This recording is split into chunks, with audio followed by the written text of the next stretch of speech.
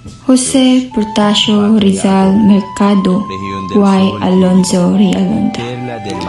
Isang Pilipinong hindi lumawak ng espada, ngunit nanginginig ang mga mananakop sa kanyang panulat. Isang taong minahal ang bayan ng tahimik, ngunit ang epekto umalingaw-ngaw sa buong Pilipinas. Isang taong handang mamatay basta ang bayan magising. At ito ang huling yugto ng kanyang buhay. Pilipinas, 1896. Dahil sa pag-api, takot at pagdurusa, sumabog ang revolusyon. Nataranta ang pamahalaang Kastila at ang kailangan nila ay isang taong pwedeng sisihin. Isang pangalan ang bumulong sa kanilang isip. Jose Portasio Rizal Mercado Y. Alonzo Realonda.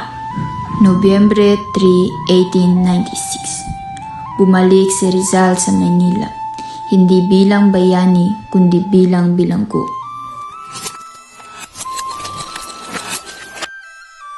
Si Rizal, sa utos ka Hukuma Kastila, inaaresto ka namin. Ako? Sa anong dahilan?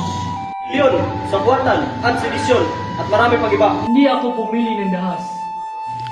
Parang kriminal siyang tinato. Kinuha ang gamit, pera at dokumento. Wala pang paglilitis, parang tapos na ang lahat.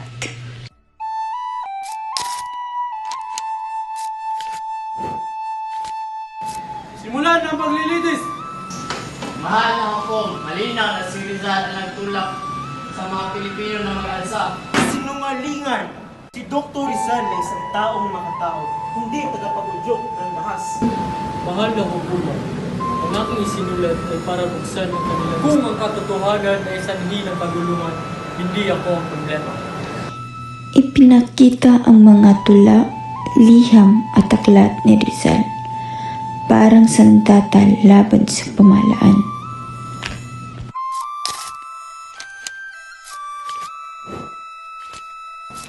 Hukong, tignan nyo, mga tulak at liham.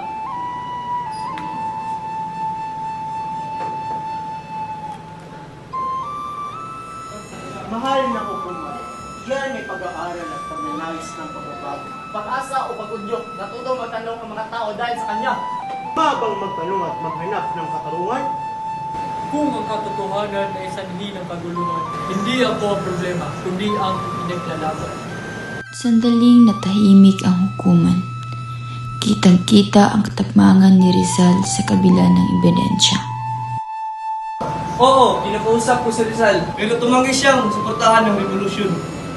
Hindi ko nakita si Rizal sa kahit anong pagpupulong ng katipunan. Humina ang kaso, pero sirado ang isip ng hukuman.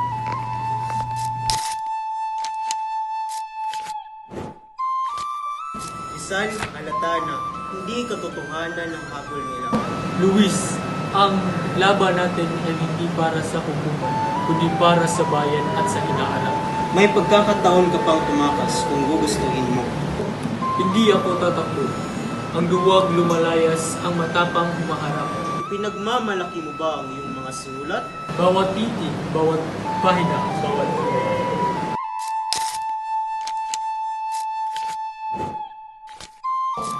Dr. Jose Rizal, ikaw ay napatunayang nagkasala sa kadahilanang pag-alsa sa revolusyon, sedisyon at pagsasabuatan. Mahal na hukom, magpakita kayo ng habag, kami ay nakikiusap ng awa. Ito ay hindi na magbabago. Rizal, dalaling ka sa Fort Santiago at maghintay ka kay Kapitan Rafael Dominguez para ipahayag sa iyo ang huling hatol.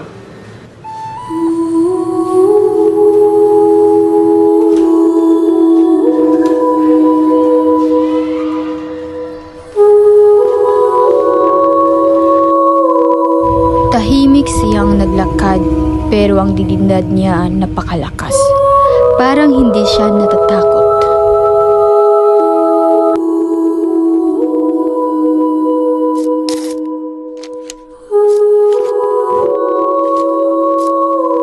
Dinala si Rizal sa Fort Santiago, parehong bilangguan kung saan niya gugulin ang kanyang huling mga araw.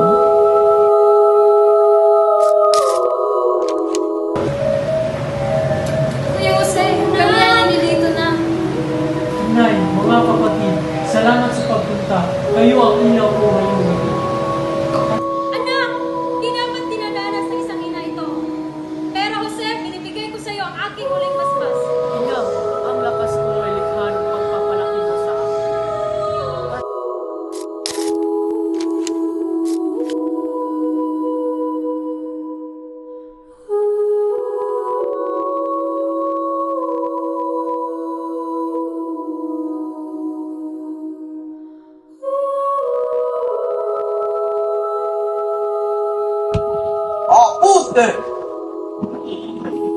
Fuego!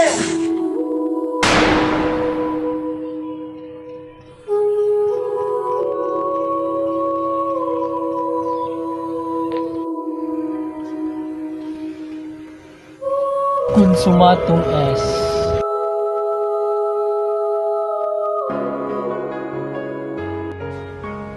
Hindi espada ang gamit ni Rizal. Hindi revolusyon, hindi pananakot, kundi panulat, pagmamahal at katotohanan. At ang mga sandaling iyon, hindi kailanman mamatay.